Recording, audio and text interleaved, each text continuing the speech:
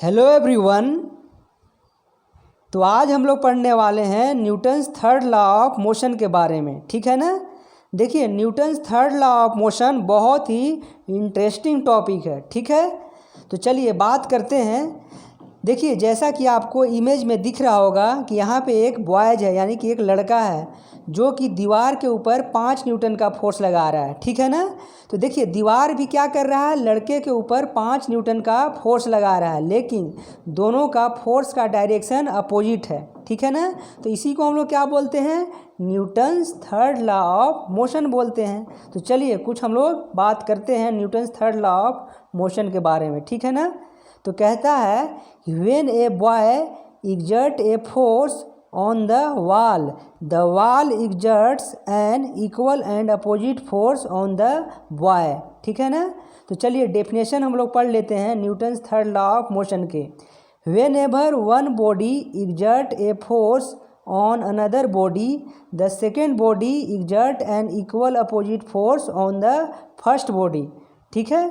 देखिए, Newton's third law of motion में क्या होता है, to every action there is an equal and opposite reaction होता है। ठीक है ना। तो चलिए कुछ हम लोग एग्जाम्पल देखते हैं Newton's third law of motion का। ठीक है, तो चलिए एग्जाम्पल देखते हैं। जैसा कि आपको एग्जाम्पल में दिख रहा होगा कि यहाँ पे जो एक गन है और बुलेट है। ठीक है ना। गन के द्वारा बुलेट को फायर किया गया। ठीक है ना।